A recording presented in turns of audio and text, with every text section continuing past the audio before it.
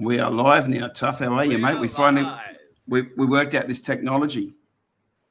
At long last. Mate, we're going to probably have no. I really love last week's show. We're on fire. We're on fire last week, but no one could see it. Now we're tired and worn out, and probably not. There's no one watching. But the thing is, if I'm not too bad now. I've gone for a walk and had feel better. And got hydrated up. I'm feeling all right. Well, by the way, we're live on YouTube and we're live on the Nik and Tffy Facebook page at the moment. Okay. So we've probably got no one watching, but people can. Hi, you're the first. If you can, well, if you can make comments, and I'll see the comments if you come online there. So if you do, say something to us, and I'll share your comments as long as your comments are like about how great we are and all that stuff. But put the comments in there. How awesome we are. But we are well expecting that it could just be me and Tough talking to each other for like we normally do anyway in a telephone call. But brother, we just want to tell you happy birthday for yesterday. Oh, thanks, mate. And Ange, yes, mate. You guys are almost twins. Yeah, almost. How old was Ange? I can't tell you that, mate. Should crucify me if I do that. So, okay. But I think there's about 40 or 50 years. There's 40 or 50 years between you, something she'll tell me, but you know. She had our kids convinced for years that she was 28 for like ever. And they kind of figured out after a while, they said, Mum, you can't be like, well, anyway.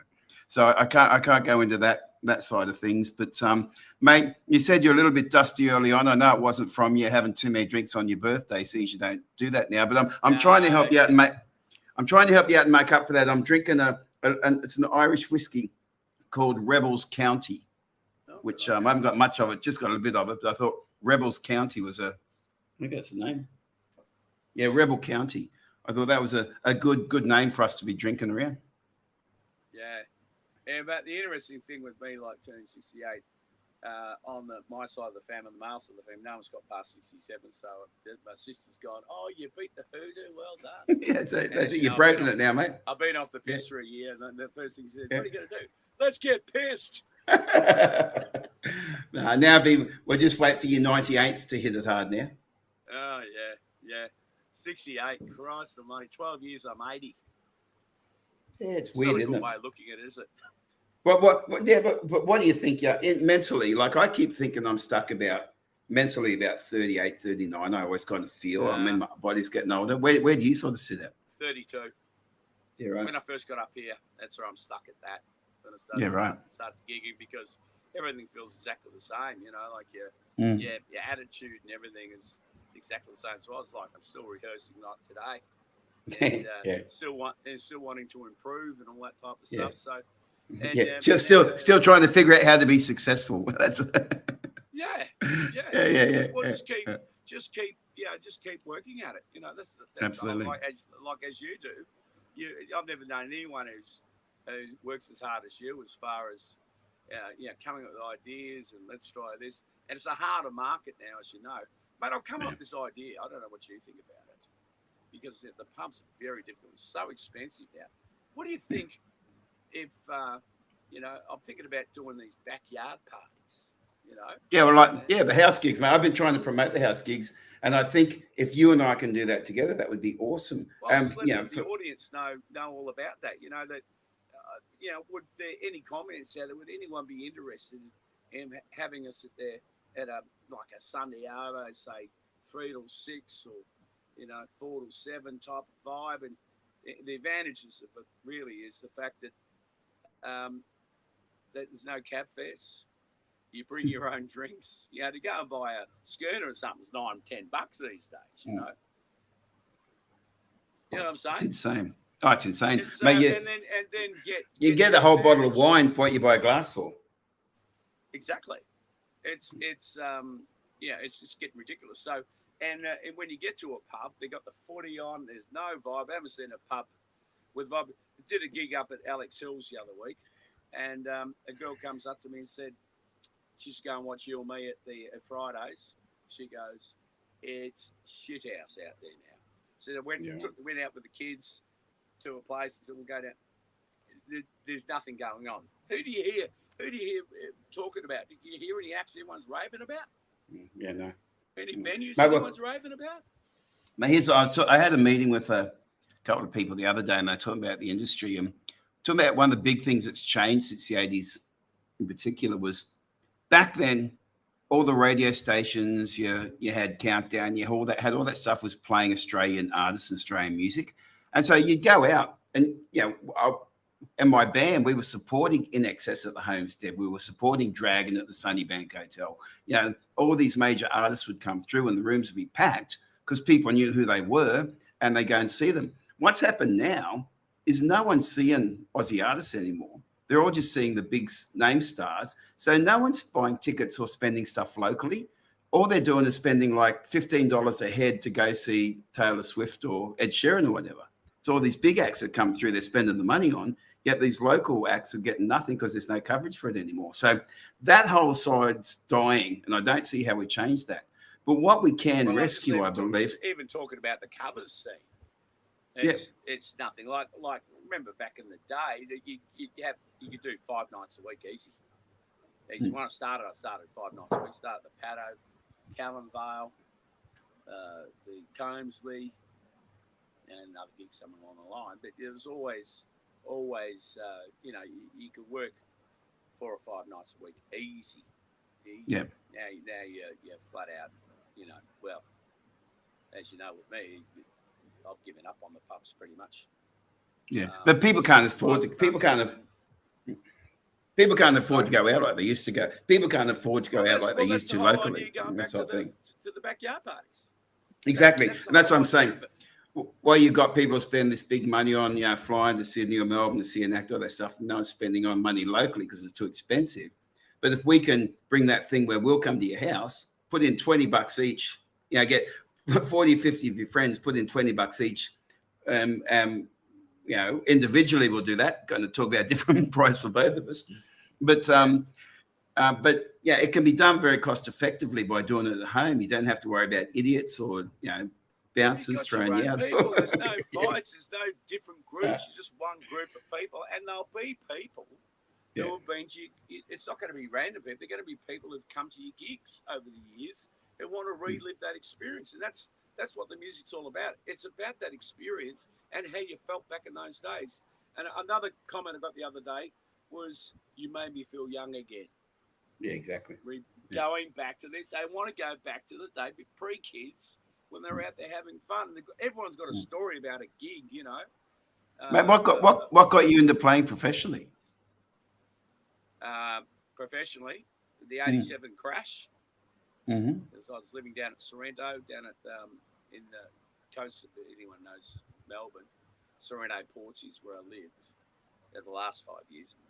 Down there, and I had a family painting contracting business that I ran down there.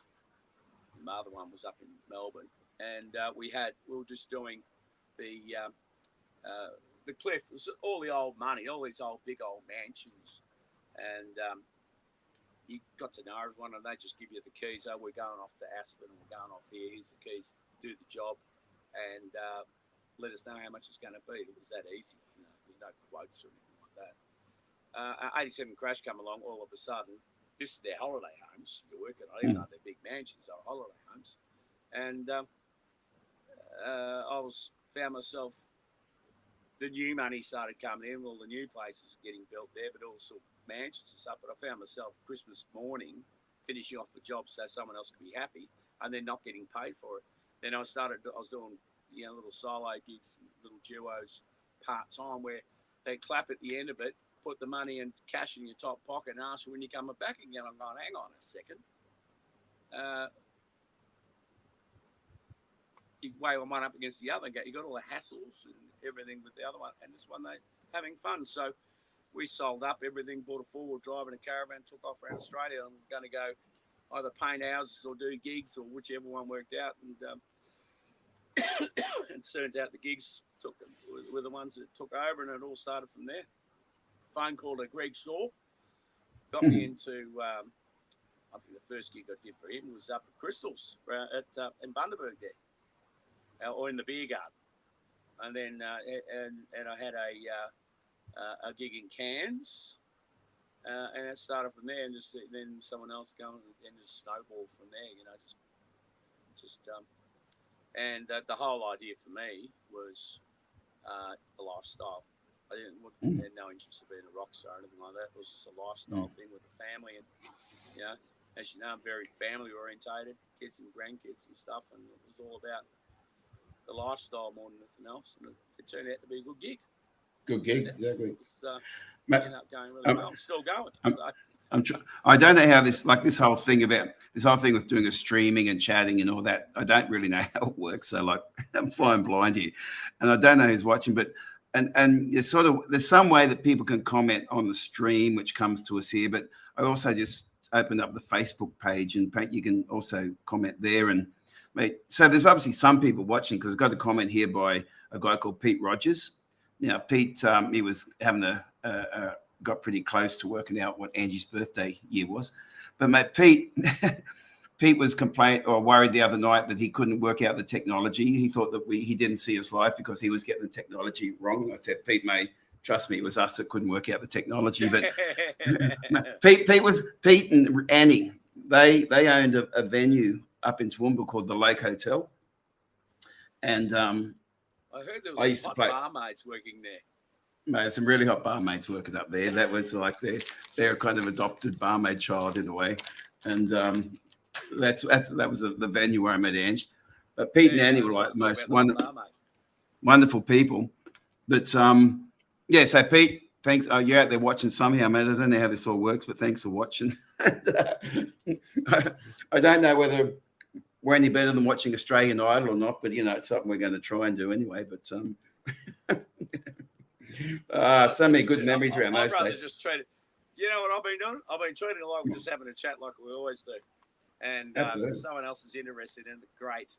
If not, you and I have had a chat like we would normally do. So if anyone wants to jump on board, anyone got any ideas? If anyone's got any ideas for those backyard gigs, leave a comment for that for sure, because I think that's a winner. And I think, mate, the other thing I want to promote too, as I'm being selfish about this little moment, is that when we've been doing our gigs, people will come up and say, I used to see you at Fridays or Her Majesty's or the Lake Hotel or wherever, and we used to request this song and that song or whatever. And I'm actually putting a little service together whereby, I have my songwriting service where I'll write a song and I'll go into the studio and I'll do a full-scale high production thing. But I'm also now offering a little service where if someone used to request a song from me and they'd like to hear me do that again, I'll record that on video, give them a little audio file and a little private message and all that stuff as a package.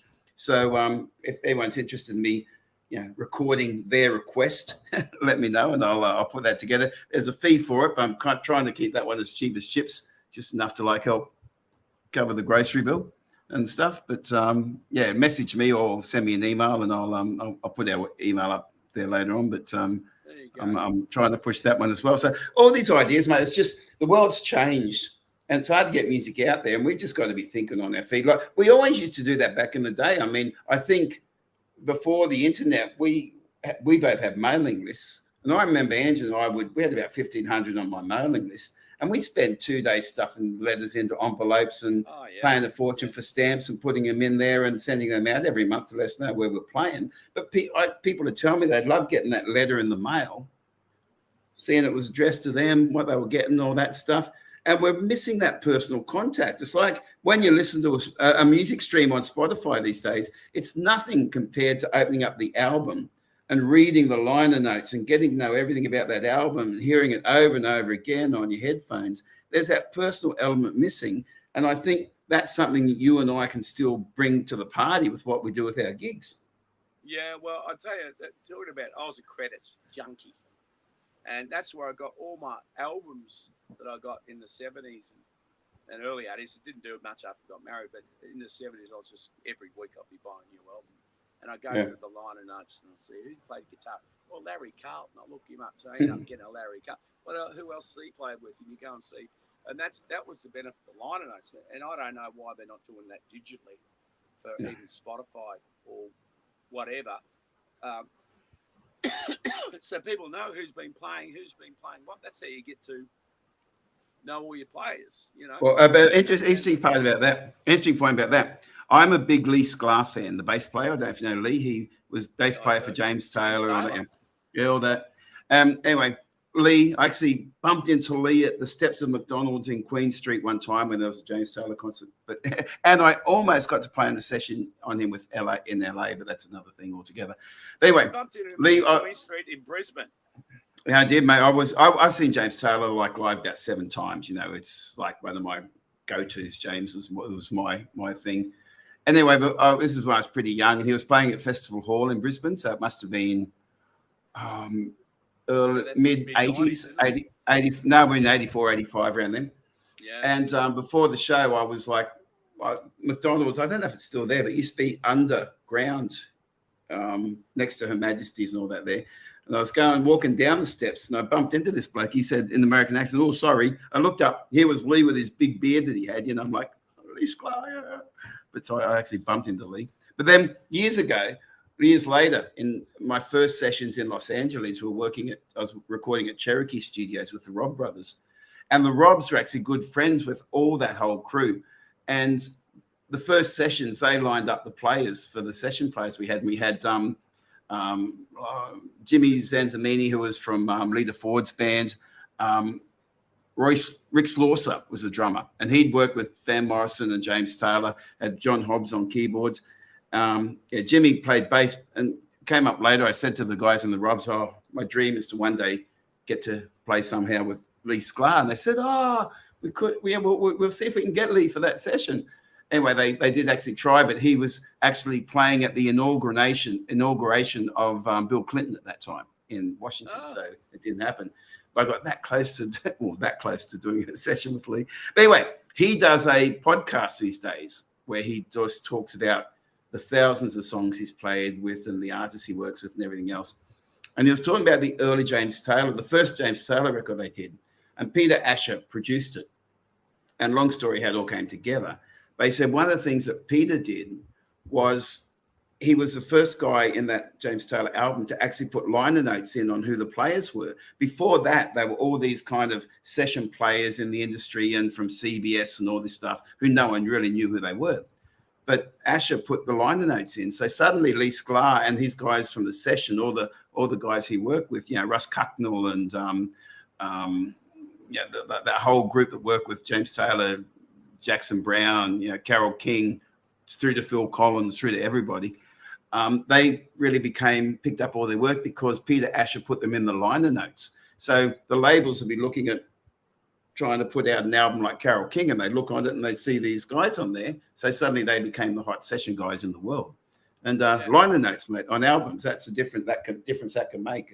And now people don't know who plays on albums. They don't know who the musicians are. They know nothing about it. Now, mate. It's just all bloody Spotify singles, and it's gone crap, really. Yeah. It's like Keith. He makes his money out of his merchandise and touring. Really? Doesn't make much out of albums. I think he does, but that's not where the bulk of the money goes. Because the money's not in there. If anyone is watching who doesn't know what we're talking about, Keith Urban was in our circle growing up, and Tffy and Keith worked a duo for a long time, and still close mates, Tffy and Keith. So that's what he's talking about, and talking about as big as Keith is, the world's changed. Where touring and merchandise is where his money comes from, right? Yeah. Well, he's got himself big enough now where he's filling house, so that's why everyone tours so much. Mate, he's probably lived off that video, the royalties from that video he did with having Tffy on stage with him at Entertainment Centre. That's probably generated a lot for him. He puts that out everywhere. And he goes, who's that with Keith? Who's that with Tffy? I get that from the Crest, I remember you used to play at the Crest there. And it used to be a little, it was a famous song. Yeah, a little skinny god. Oh, yeah. That was Keith Urban. Oh, bullshit. He's me though, mate. After playing with him, and I played with some great musos. Yeah. Since, but thanks, mate. Thanks, mate. Yeah. But the quality of him was just like he just moved everyone. Mate, you knew it. I mean, I remember. Going solo. I remember filling in for Rusty at the Tomo's Maluluba Hotel. And Rusty would do that thing where he'd phone up and say, "Oh, mate, I'm not feeling that well." Yeah, right. He just didn't feel it. You see that all the time. Yeah. So can you fill in for me? Because I was in town there. I said, sure, love to. And so you get on stage and you're there with, Pete on drums, Marlon on bass. You had Keith and Alan on guitars, and they'll be singing away because I knew pretty much all the songs they did. But then you'd sort of wait, and went into like that dueling banjos guitar thing they did, and Alan would be on stage and Keith would go down to the soundboard, and they did this sort of dual guitar stuff together. Yeah. And even though Keith wasn't singing like then, he just had the aura about him. It was just being so cool. And first time I saw it was at Sunnybank Hotel, and I've gone to Shorey. Right. Rusty is again. I'm going. Good band. Who's that guy? Who's that young guy? Yeah. He's just got. He's a skinny prick. Yeah. He's got a star written all over it. Yeah. And as it turned out, and the beautiful thing about Keith, he's exactly the same as what he always was. He hasn't ever changed. Yeah, but he people don't realise too. When back those days, he never had the guitar out of his hand. It was like he never had the guitar out of his hand. No.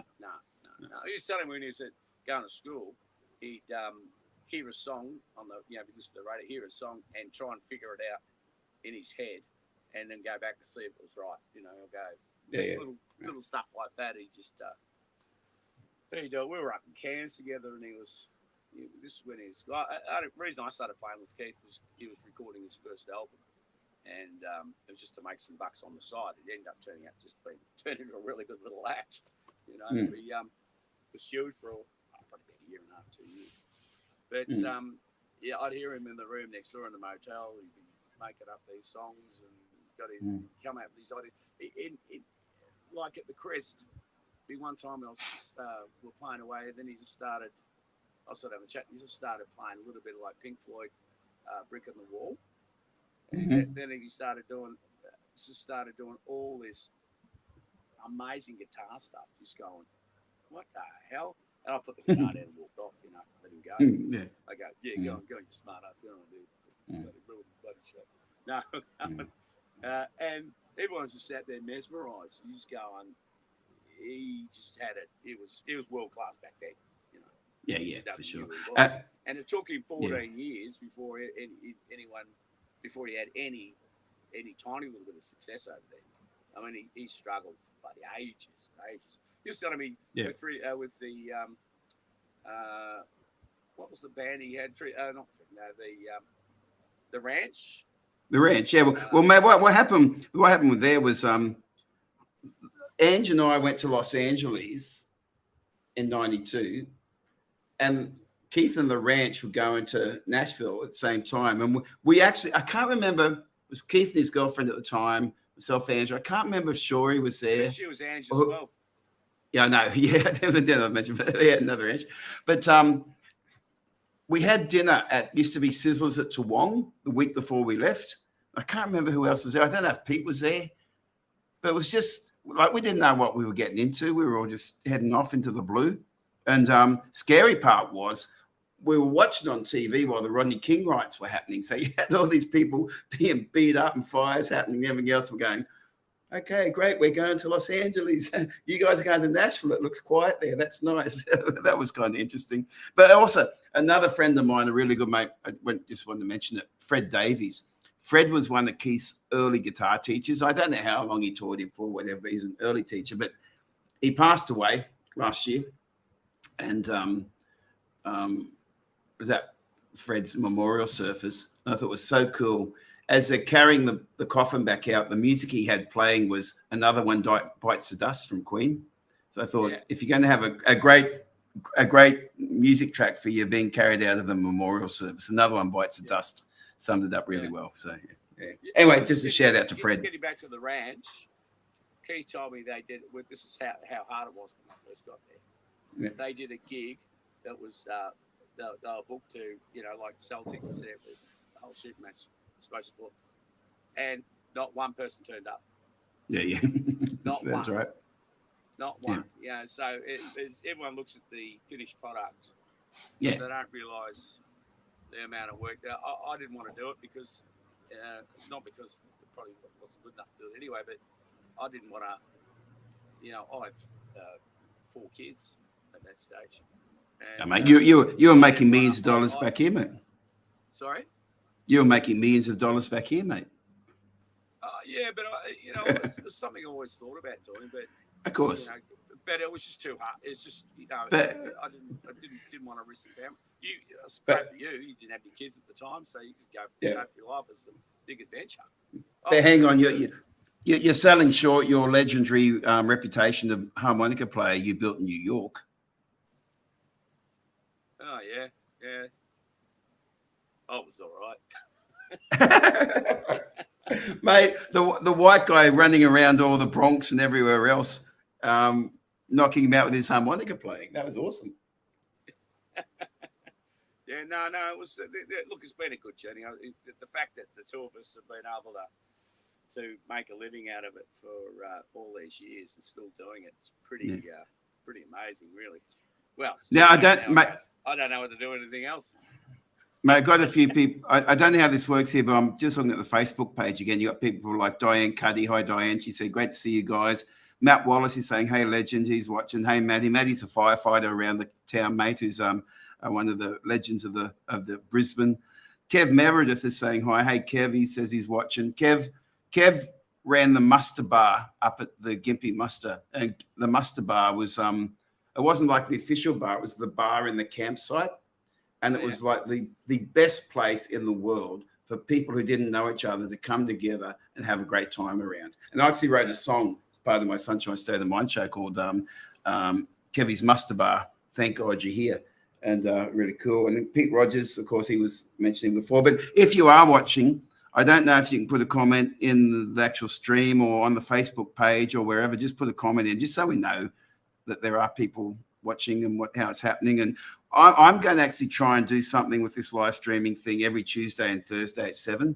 Now, it might involve me just singing a song for the hell of it, or if I can get other people to have a chat, we'll do that. And as often as Tuff's available, we'll be having a chat. And we're going to not just talk about music. I mean, we won't get too deep down the rabbit hole tonight because we couldn't, we're not going to start off getting kicked off on day one. But mate, it's really interesting to see that the police commissioner who was harassing people all through the COVID things retiring, and at the same also today, the then health minister Yvette Darth is retiring, who was the health minister back in the COVID days. They're all running for the hills with the premier and everything else. And all I want to say about that thing is, so many of my friends and musicians, and not just musicians, people in the gig economy, had their civil rights as an Australian citizen suspended or weakened during the whole COVID thing for stuff that we now know is just crap. And these politicians who made the decisions, they're from Dan Andrews to Palaszczuk to, the police commission, all that, they're all kind of running for the hills. But I just hope one day we do get to the point of having a royal commission about what really happened to all that, through all that stuff, and that we can hold accountable people who made decisions that they might have thought they're making the right decisions, but at the end of the day, they never cared about the people in the gig economy, the people who weren't represented by unions, by anything else.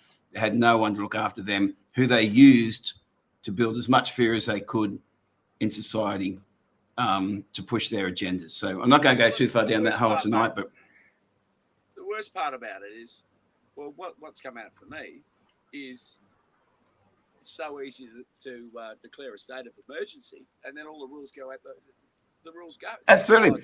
Like state of emergency, then suddenly Parliament gets bypassed, and the Premier and a few bureaucrats can make directives which override the law.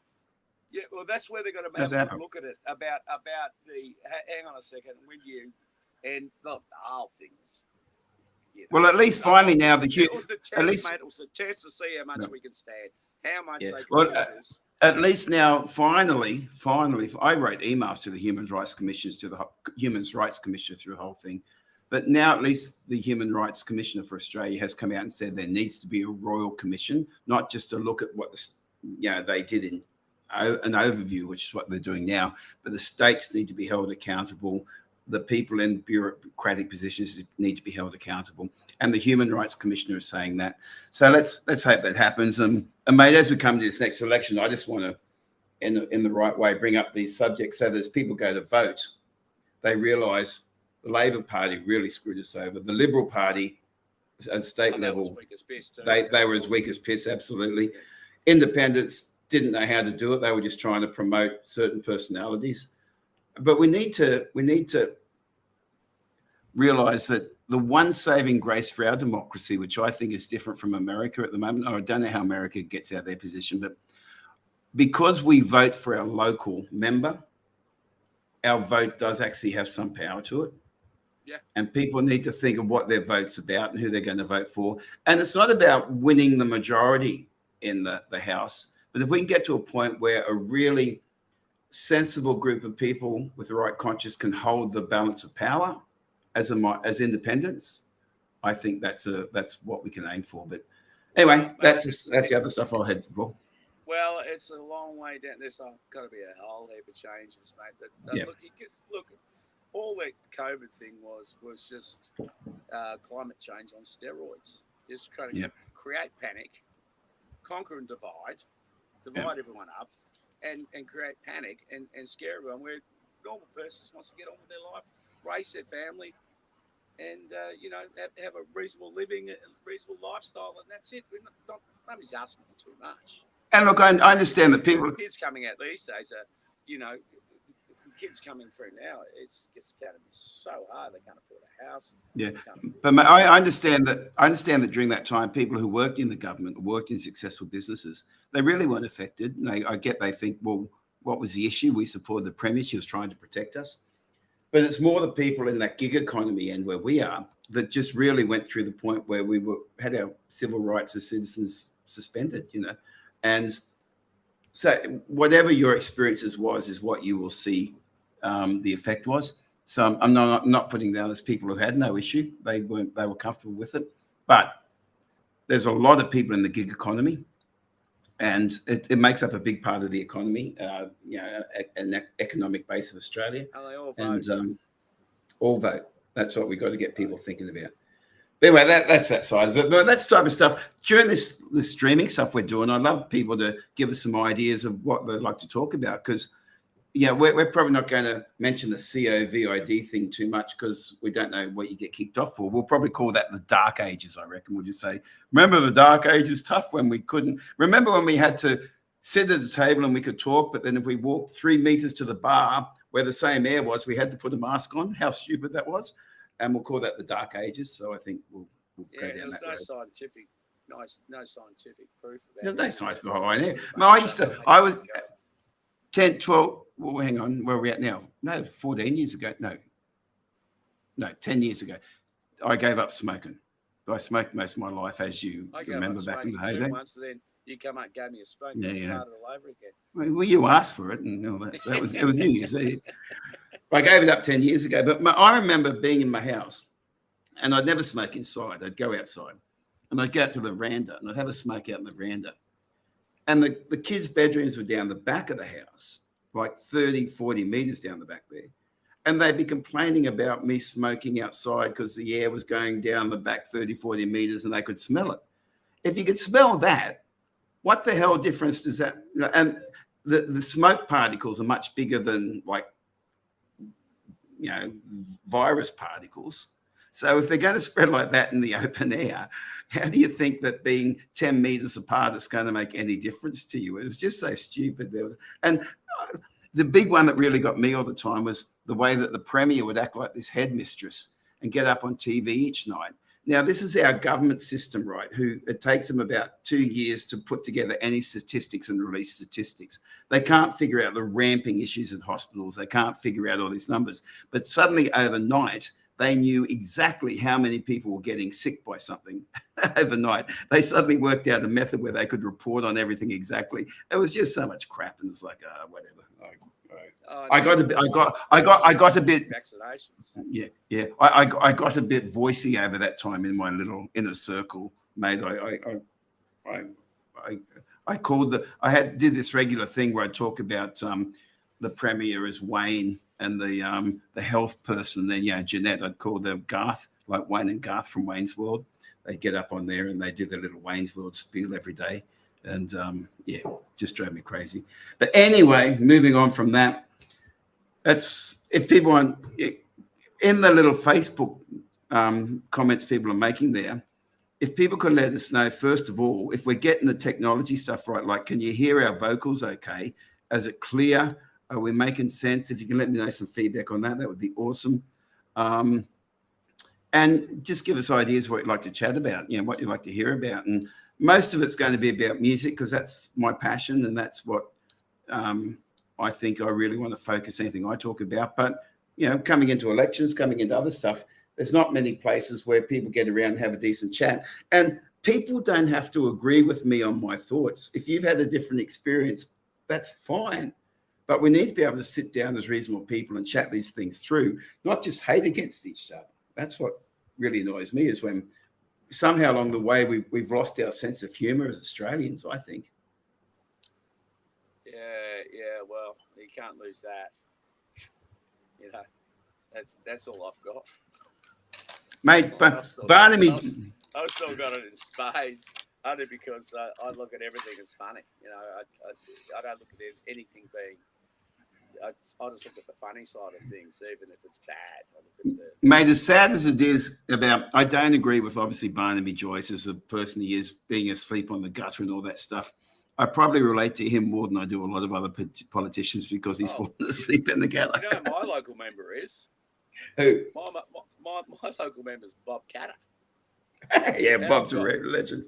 Yeah. Well, I live up North Queensland, for anyone who doesn't know, in Carville. And Bob's come down and we've had a little town meeting about after Yarsi, you know, we had all these pine plantations that got bowled over and the place pretty much got destroyed. They're talking about what can we have for a an industry that, you know, cyclone proof. Everyone's coming, what about coconut water and coconut oil and all that type of stuff? So we're all talking about that, and this lady goes, yeah, and you got all your greenies and stuff in there too. Go, you know, the coconut trees aren't indigenous to Australia. And Bob goes, yeah, but you can't really help it if the coconut washes up on the shore and starts growing. I mean, okay, talk about that. And then another bloke's got up who's from the plantations, and he goes, so how long before, you know, the plantation's up and going again, you know, when's it going to be, have you got any idea? Oh, bloke says, about 20 years time. 20 years time, please. And then I'll be dead by then. And I mean, we're trying to get something going now, not 20 years time. I'm going, I would have paid $30 a head for that just to go for the comedy, to go and watch the work.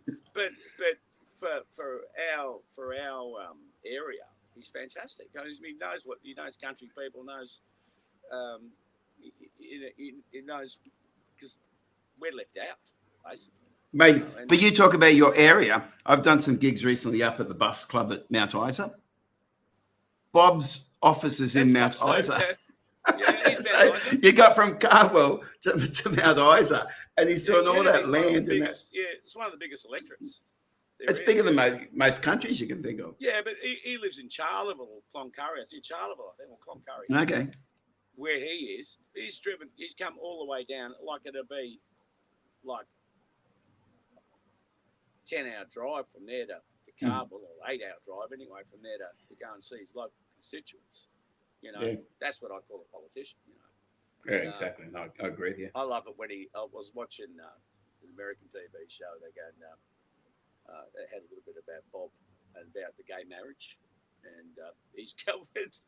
Look, mate, all the flowers bloom and all that stuff. Yeah, it's great. I don't care for it, you know, but a person gets taken by a shark in North Queensland, or by a crocodile in North Queensland every second week. So it's gone from that. That's how I'm going. Oh, I love this bloke. It's funny stuff. Well, I was really curious. When we do some gigs up at Isa there. I didn't want to ask people like what their opinion was around the voice and all that, because you think, you don't want to step on people's toes.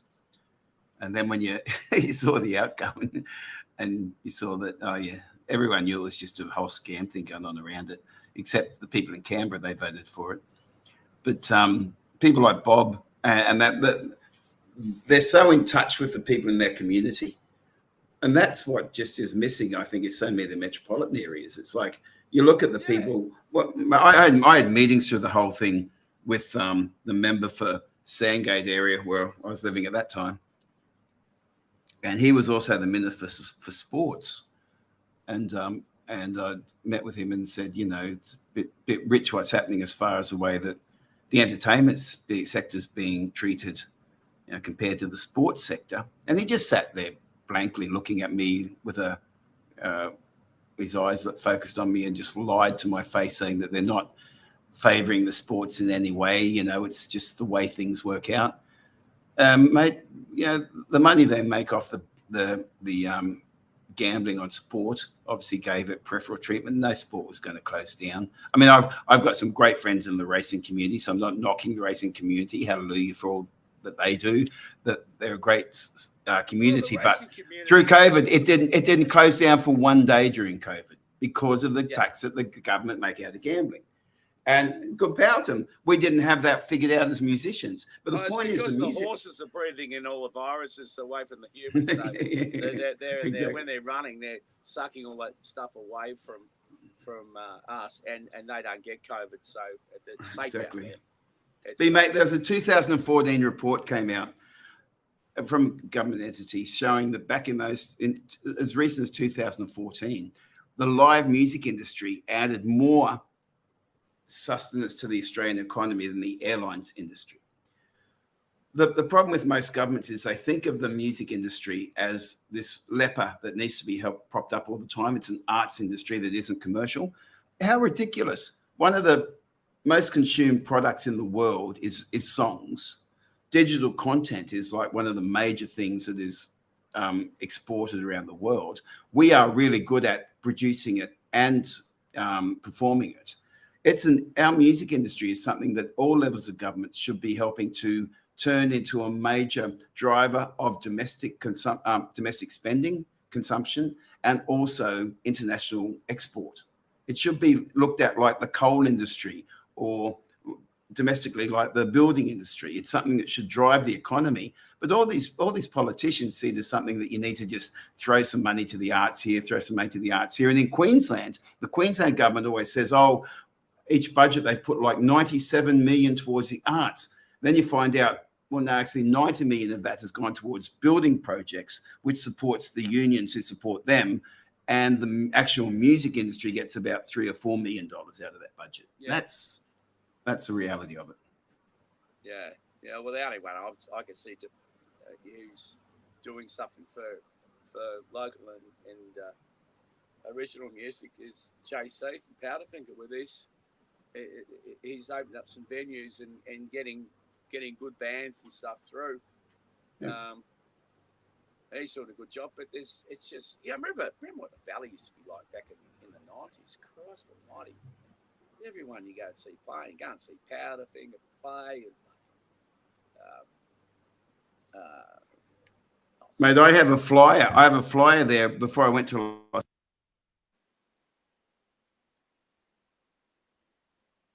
You're frozen.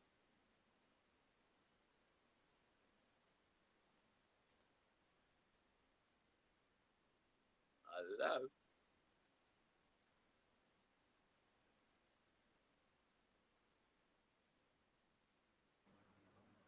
You there? Am I back? Froze.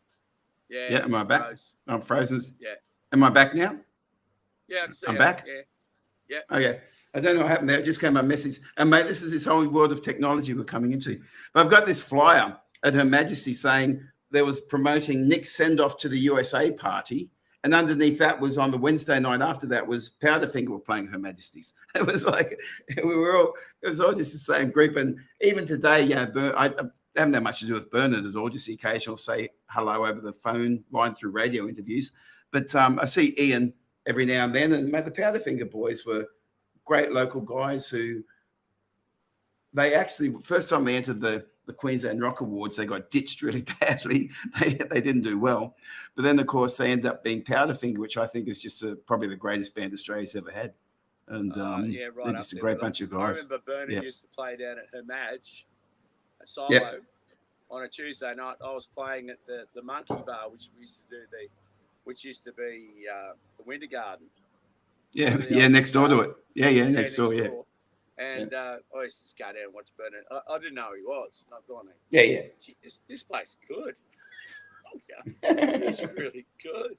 He's doing all these Cat Stevens and a lot of stuff you're into. Just really, really, really good. Oh, they all copied me. What can I say? Two-headed dog, you know. I remember seeing Keith at the just talking about these stars who have gone up. Seeing him playing at the Normby Hotel, the old Normby, and it was a Thursday night. To nobody? He had one person in the crowd, and that was me. Yeah. Supportive.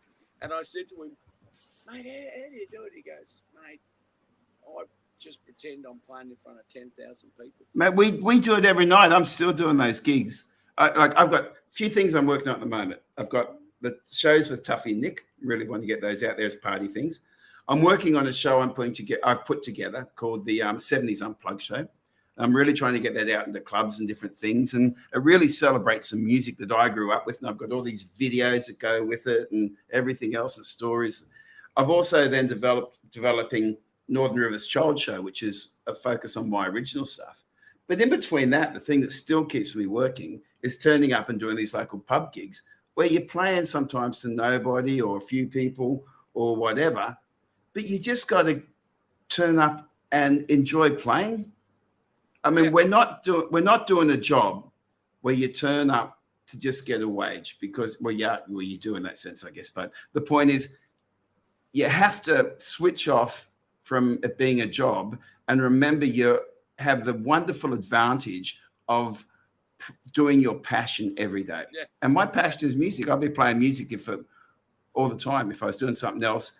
And what really annoyed me, I've had a real job about 2 times in my life for only a couple of months because I couldn't stand it.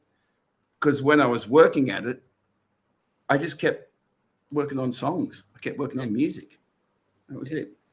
And the funny thing with that one with Keith was he played Billy Don't Be a Hero. No, great. So you do that one. I stole it, made it my own. And, it was funny. But, he talked about having real jobs. He used to sell franking machines. Yeah. Franking machines. I don't even know what a franking machine is these days. Well, mate, that's what annoys me about organisations like here. One of the most useless organisations I've seen here in Queensland is Q Music, mate. I know the people who founded it back in the days when it became Oz Music to Q Music, and they were wonderful what they tried to do. Then it became a government-funded thing, which just became a voice for the government. But they're just about kind of indie, niche music, but they're mainly about putting on events and selling hotel rooms when they put on their big sound events and all that stuff. And if you're someone who's in so many of my friends are, we make our living by playing in pubs, by playing anything you have to do. So then you do that, you can write your music, you can try and get your original music out there, whatever else. But if you're someone who's, working in the cover field, they don't want to know anything about you. But what so many people don't realize is that being a cover artist is just a way of taking songs, really good songs, getting the chance to work with really good songs and creating a bridge of communication with people. People love to listen to something that's familiar to them in a live situation that they can relate to. If the Rolling Stones, for all essential issues, they're a covers band because everyone knows their songs. If they came out with a whole... They were a covers band. But because everyone knows their songs, it's like they're playing covers. If they came out with a whole set of songs that no one's heard of before, they'd just be another band. No one would really be that interested. They started as a covers band. They'll just play. Well, so were Chisel. So were the Beatles. Yeah. They were all playing songs, and they got that break where they could squeeze through and get their music through. But if you can't, you have to learn first how to use a song to communicate to an audience. And that's what happens with the cover scene. It's like, mate, I'll get up there in my cover shows and I'll throw my songs in there. No one knows them, but I open up the door of the relationship by using the cover songs. And that's how it kind of works. And if anyone belittles me for being a cover artist in that sense, I just go, screw you. make my living all my life, except for 2 minor periods, by playing music, and that I'm really proud of that. Yeah. So don't all these organisations that like the Queensland Arts Queensland or whatever else, Q Music, they kind of ditch on my friends for making a living by going into a venue and entertaining people. It's just like I get really angry against those organisations because they're just they're idiots. You know what I think? I couldn't give a fuck. Yeah, gone now. Fuck them. My whole thoughts on the Q Music thing is another show I will do down the track because I want to get a few people on for that one. But it's just been one of the saddest things for holding back the potential of Queensland music industry. I tell you, it's just terrible. Okay, well, you know what we need? What? We need to have Festivus. And we Festivus, need to get a poll, and we get rid of all our grievances, and we can call this podcast the Festivus. Festivus. For the rest of us, we can talk about our grievances. But look, man, for the positive side of things, my idea of music is, I've done the original thing, but never put a lot of emphasis into it. But it's just getting out there, doing a job you like doing, and entertaining people. And people walk away entertained, and they come back, as they're saying, they come back telling their stories about those days. That means a lot to a lot of people. That means a lot to them. That means shitloads to them, that experience they had through their 20s, and to be able to relive it. So, no, I reckon, no, I mean, like that, I couldn't give shit. But I had Pete Rogers here says, very entertaining, boys. Joseph Vecchio says, g'day, guys. Scott Reed, I'm not sure what Scott's saying here. He says, snap put of it, Nick. I'm not sure what that means. Snap put of it, Nick. Snap put of it, Nick. I'm not sure what that means. Snap put of it. Anyway, I hope that's, thanks, Scott. And an agent we happen to know says, call me after this. I've got another gig offer. There you go. Well, there you go. It's paid for itself. Mate, we've probably run our course here and done our thing, and I really appreciate you putting up with me working out the whole technical side of this stuff. But no worries. If you're up for another chat quite regularly, I don't think this is bad. Wasn't that torturous, was it? No, it was all right. That was good. No. It's just having a chat. Having a chat. We'd be doing it anyway. It's, and have a chat, a bit of a vent. Anything else you want to talk about? No, not really. Just so on a humorous side of thing. What's your most weirdest gig? My weirdest gig, mate. Probably weirdest gig. Well, where do I start? On the extreme end of the big end,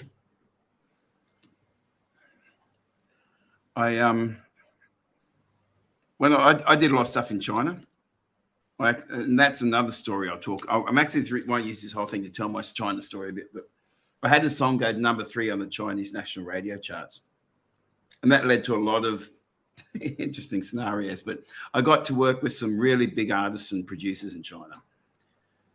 One of the artists I worked with was a producer.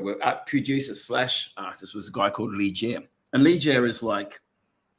Bit like he was the godfather to like about 10 of China's major artists. A little bit,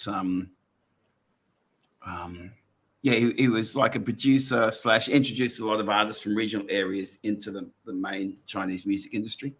But he wrote a song called. No, he was Bengali. Maybe he's more like a. I'm trying to think of. I'm going blank here. Who's the guy Michael Jackson worked with a lot? The producer. Big American producer. Produced We Are the World, all that stuff. Oh, yeah. And he did Thriller and all that sort of stuff. Yeah, that bloke. Yeah, come here, man. It's one of those old people moments I'm having here. Anyway, Li Jie was like that. But Li Jie wrote a song called Wuxing Hongxi, which is like 5-star red flag. And it's a bit, while it's about their flag, it was also a pop song, which is a bit like which is a bit like how we love Land Down Under. They love Wuxing Hongqing. And when they did the 60th anniversary of the Chinese Communist Party, and they had like all the huge march past and everything, they used all this classical Chinese music, and they used one populist pop song, which was Wuxing Hongqing, 5-Star Red Flag. And Li Jie wrote and produced that song, and he did a version, but it became a big hit for a guy called Sun Nan, who was like the Robbie Williams of China.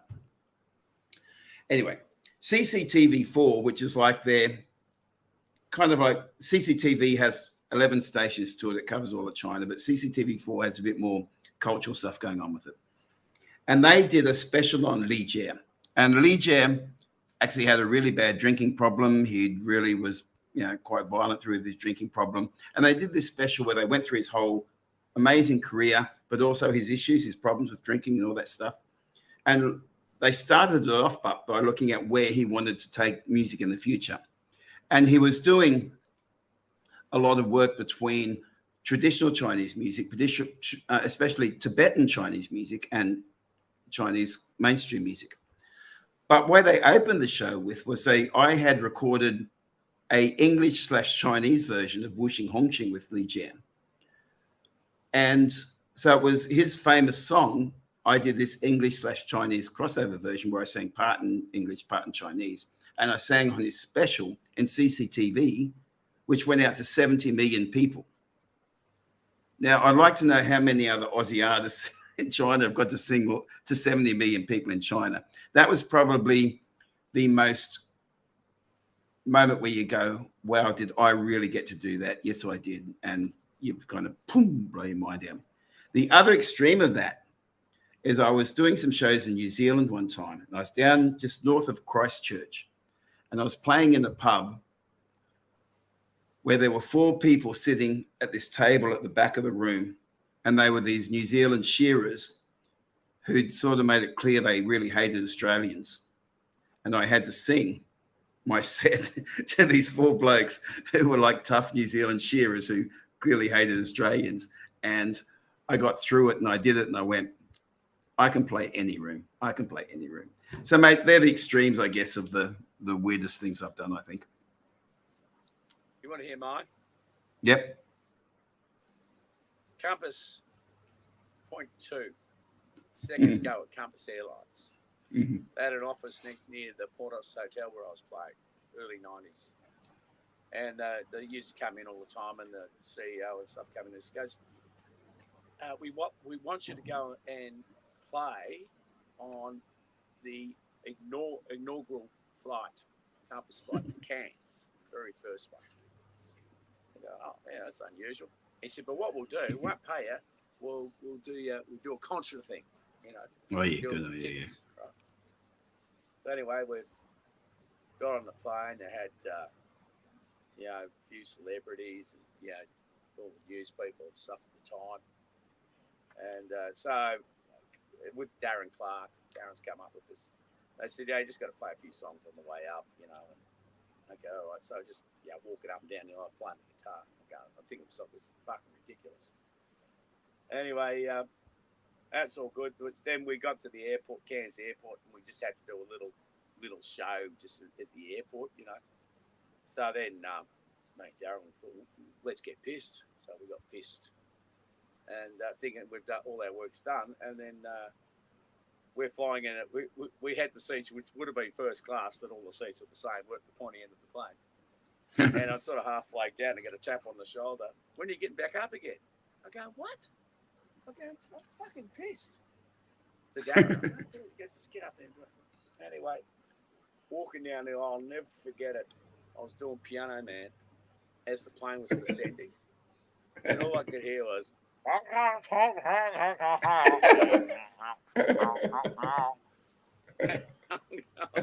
and they went broke, so I never got paid because there's no Oh, brilliant. Never got paid. I go, this is weird.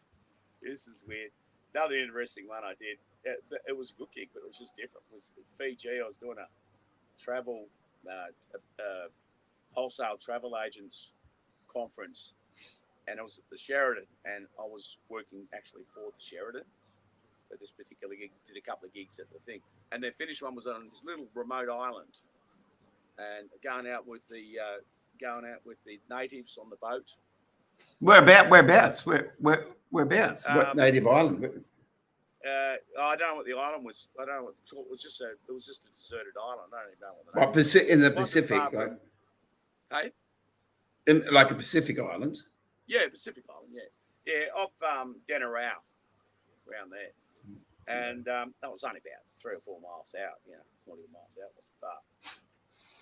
And we got out there, and it's all they had all these different huts, Fijian huts with all the different foods from all the regions and stuff around there. They had another big stage and a band, and you're playing. I'm just going out there with the native guys taking us out. I don't know what they were saying, but they were going. They're looking at me going,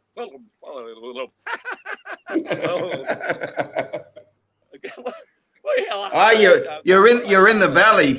You're in the valley, mate. Anyway, got out there and I go, oh wow, that was different. And the other one, of course, was the weirdest gig I did probably ever. I was doing a duo up at Falls Creek at Snow in Victoria, and we got an agent come back and said, we've got a gig for you, the Tura Anglers Club on the way back. I said, oh, I must pick up a bit of money on the way back. The guy I was playing was a really serious guy. He had a tie with little musical notes on, and wore the fedora hat and keyboard player, and very, very serious type of guy. Like he said, you and I say, see, I've got an itchy ass. He goes, oh, I've got an irritated anus. He's that type of guy, right?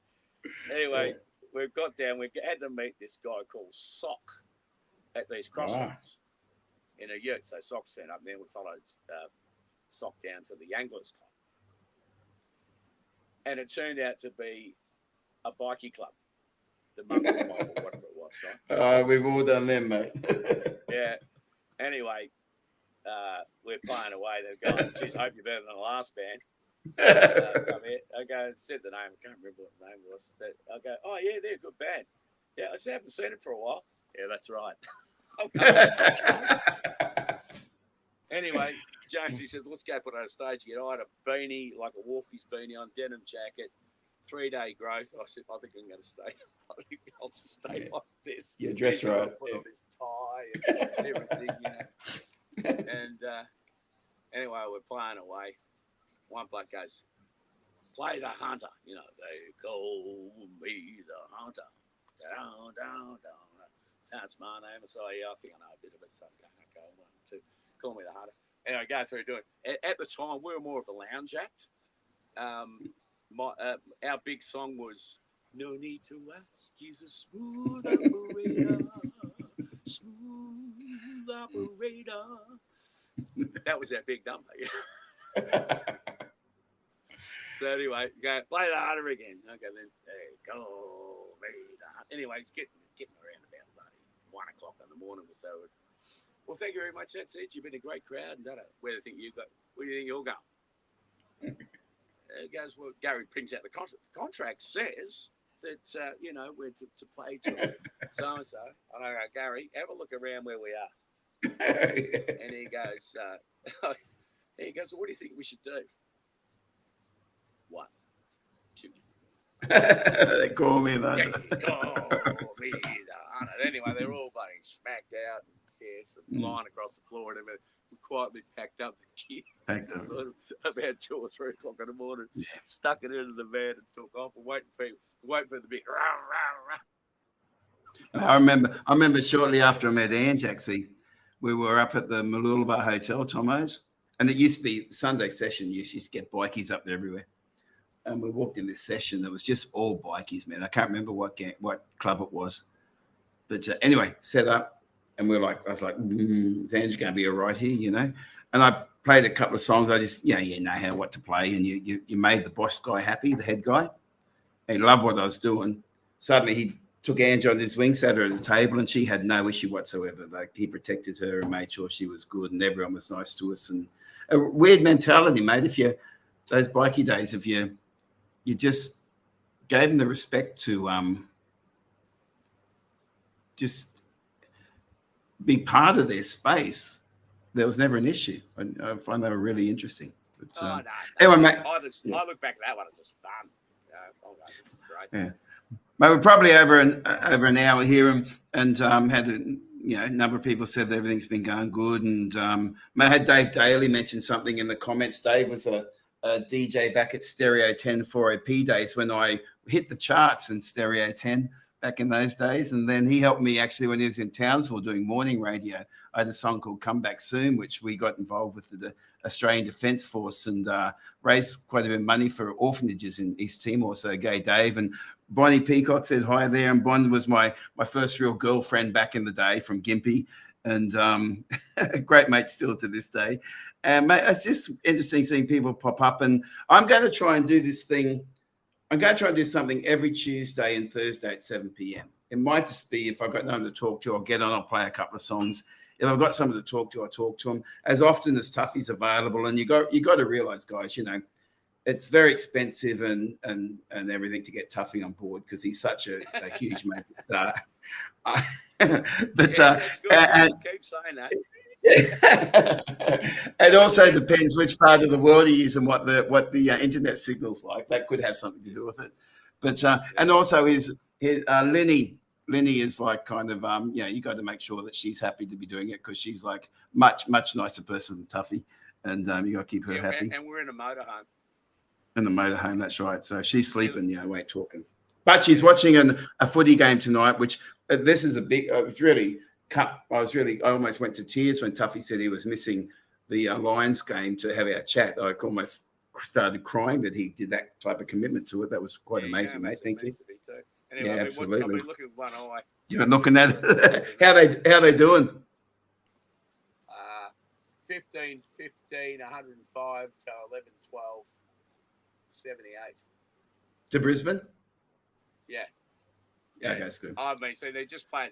Well, it's 6 quarters. Well, it's not 6 quarters. 6 passages to play. Because that's doesn't work out mathematically. Well, mate, you know that they got three passages of what it's called quarters of the main to the A team, and then they're going to do 3 of the reserves teams. B team, okay. So, yeah. Well, it's going to be a tough year for the AFL this year because obviously the NRL are taking on Las Vegas and they're taking rugby league to the world, and they're going to capture the hearts and minds of America. And that will make it very hard for the AFL. The AFL will have to go back to Shanghai and try and reconquer China. It's they're gonna have this. Who are these marketing idiots? Yeah, I know. Yeah. Yeah. All right, mate. Well, all right, buddy. Great to talk to you. You too. Thank you. Thank you for everyone who's watched it, and hopefully see you Tuesday night at 7 o'clock. And I'll try and come up with something else. And this is just a fun thing to see if it works. And there doesn't seem to be many platforms around where people get to talk about things that Tffy and I like to talk about. At the end of the day, that's what's important, is that Tffy and I are happy. So see you, mate. See you, mate.